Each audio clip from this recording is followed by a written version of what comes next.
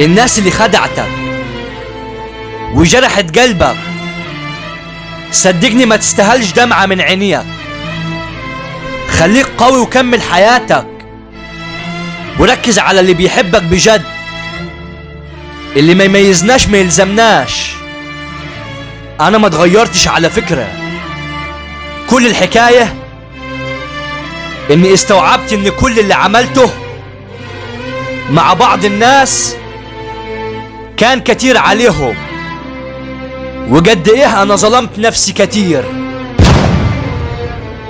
خدها قاعدة في حياتك، اللي متعود على الرخيص ما يعرفش يصون الغالي. ناس تبيعك بالظن وناس تشتريك بعيوبك. في ناس عاملة زي المية تبان انها رفعاك، لكن لما تسيب نفسك ليها تغرق.